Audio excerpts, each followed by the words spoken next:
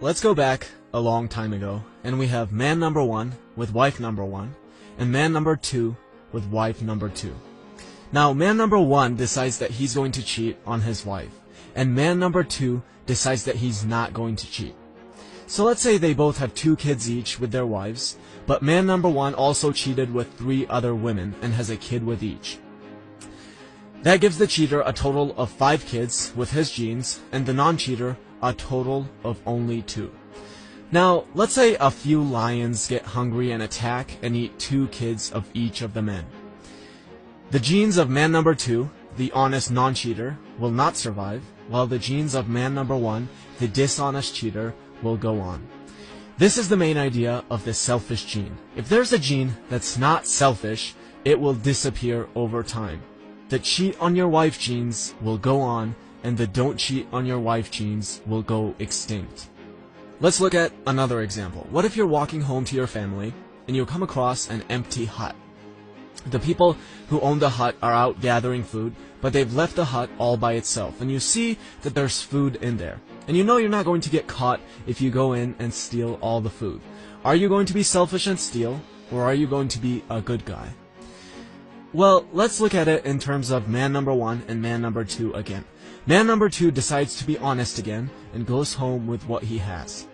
On the other hand, man number 1 goes in and steals everything, adds it to everything else he has gathered, and brings home twice as much food. Now famine strikes. Both families of man number 1 and man number 2 are struggling to feed themselves. But man number 1 has twice as much food because he was selfish.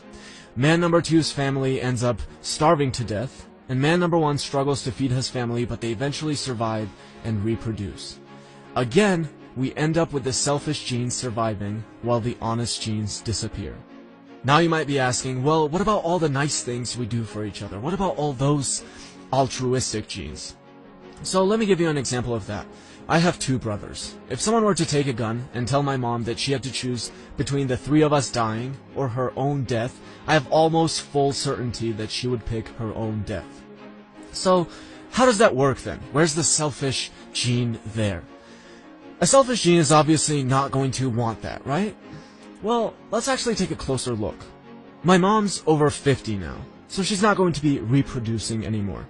She does have 3 sons, however, who are all capable of reproducing. So the decision is between absolutely no chance of reproduction or a very high chance of reproduction and survival, considering 3 healthy sons.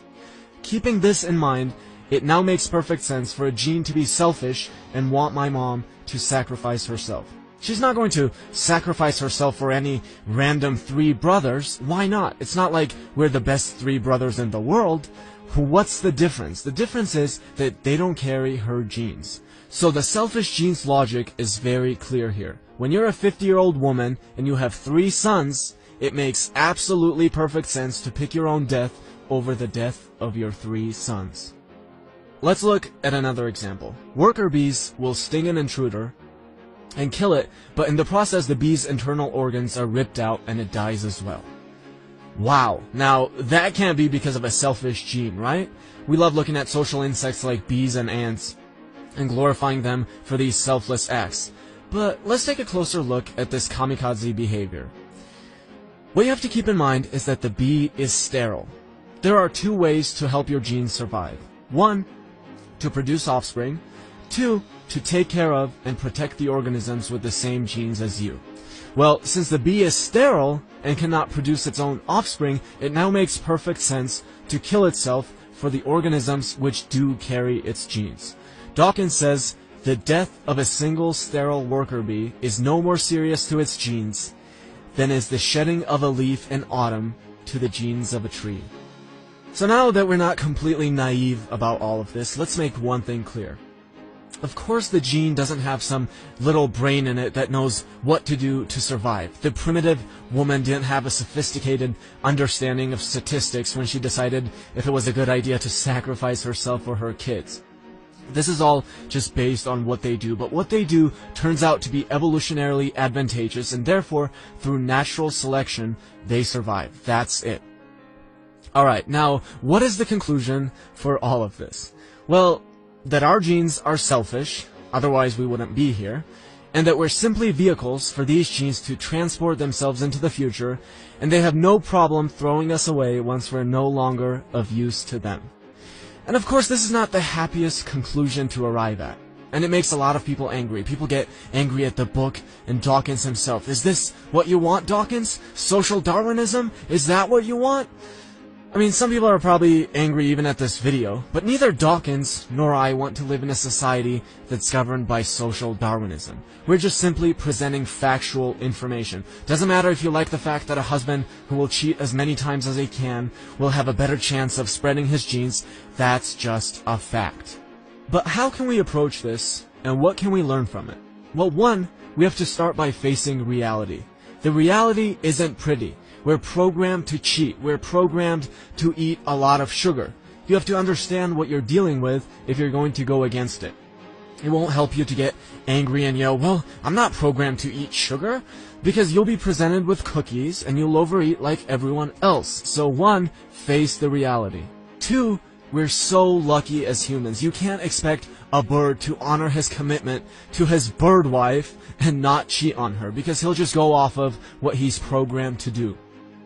But we humans have the ability. We have the ability to go against our programming. That doesn't mean that most people will go against it, but it's definitely possible. Most people won't be able to go against the urge to eat sugar when they're tempted by it, but I also have plenty of friends who do go against eating a cookie every time they're presented with one. Another thing I get asked a lot is when I'm going to have kids. And my answer is, I'm not sure if I want kids or not. I don't know if I want to play the game that I'm programmed to play, which is to have kids so my genes can keep going, or just create my own game and play that. And to this, most people's reaction is just pure shock. How could you possibly not want kids? What is wrong with you? And that's great that there's such a strong reaction, otherwise we would be extinct by now. But I might have kids or I might not. I don't know yet. I don't want it to be determined just by what I'm programmed to do, which is why most of us are brought into this world.